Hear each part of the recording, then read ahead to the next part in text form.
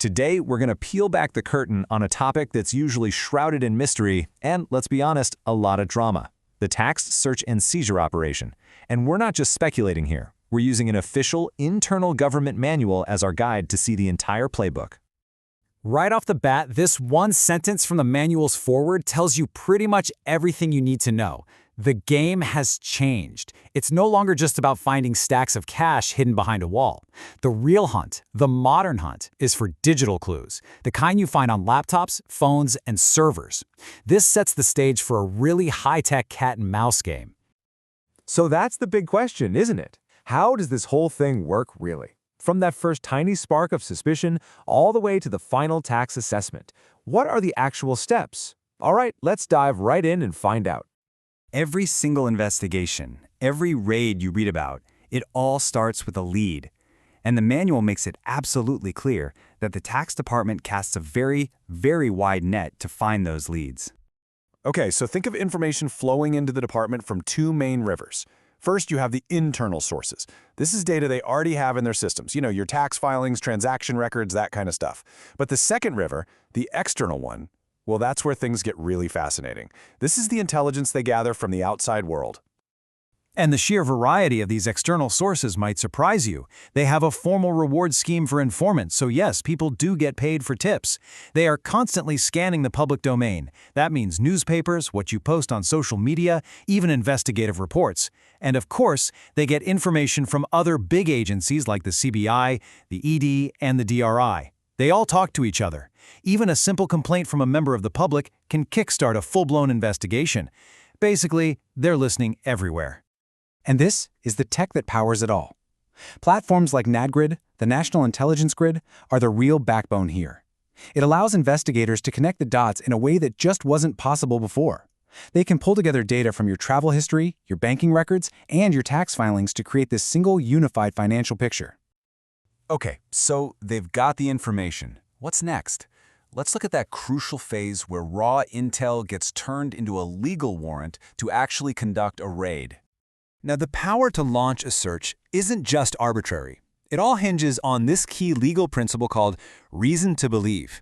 The manual really stresses this point. It can't just be a vague suspicion or a hunch. It has to be a solid, reasonable belief based on actual information they have in hand that tax is being dodged.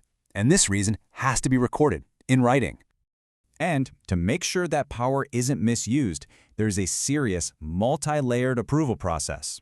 It starts with an investigating officer who puts together what's called a satisfaction note with all the evidence. From there, it goes up the chain of command. It gets examined and approved at multiple levels of seniority before a single warrant ever gets signed. It's a system designed with checks and balances. And here is a really crucial point about secrecy. Once that reason to believe is put on paper, it is kept under lock and key. The manual, citing the law, is crystal clear that these specific reasons are not disclosed to anyone, not to the person being searched, not to other authorities, not even to appellate tribunals. This is all to protect the integrity of the investigation while it's ongoing. All right, now for the main event. The approvals are in, the warrant is signed. So, what actually happens when the search team shows up at your door? Well, it's not like in the movies where they just bust the door down. The procedure is extremely methodical. The manual lays out these 4 critical first steps. First, the team has to present the warrant. Second, they get it signed by the person in charge. Third, and this is super important, they must call in 2 independent, respectable witnesses from the local area. Only after these formalities are done can the search officially begin. It's all about making sure it's legally sound from the very first second. Now think of the Panchnama as the official logbook, or maybe the black box recorder of the raid. It is a vital legal document, and it's prepared right there in front of the witnesses. It records every single significant event, from the moment the team walks in to every item that's found, examined, seized, and sealed. It's the official, undisputed record of the entire operation. So what can they actually take? Well, the scope is pretty broad. It covers all the obvious things like cash, jewelry, and account books.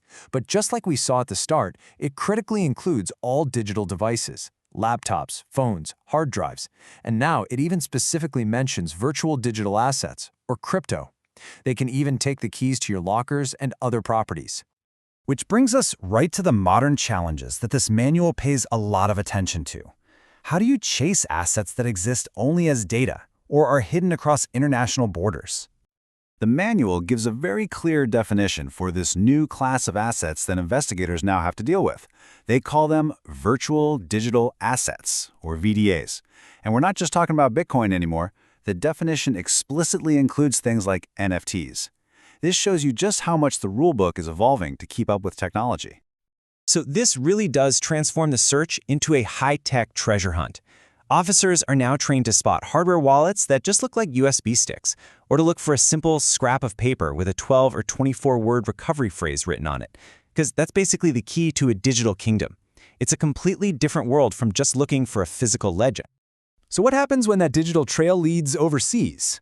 Well, that's when a different law kicks in, the Black Money Act. This specialized piece of legislation gives the authorities the framework they need to go after undisclosed assets and income that have been hidden away in foreign countries. But getting that information from other countries isn't as simple as sending an email. They have to use these very formal channels. The manual details tools like letters rogatory, which are basically formal court-to-court requests, and mutual legal assistance treaties, which are more like government-to-government requests for help. It all depends on the agreements that are in place. You know, the search itself might only last a day or two, but that is just the beginning of a much, much longer process. So let's take a look at what happens once the teams have packed up all their evidence and left. This timeline really shows you the journey that evidence takes. After it's seized, everything is handed over to an official custodian. The investigation wing then gets to work preparing a detailed appraisal report.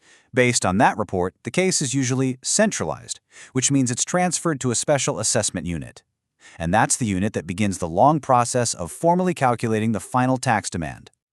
And that appraisal report is the absolutely critical handover document. It's where the search team summarizes everything for the assessing officers. It says, here's the key evidence we found, here's the modus operandi, the methods they were using to evade tax, and here are our preliminary findings. It's the bridge between the action in the field and all the detailed work that happens back at the desk.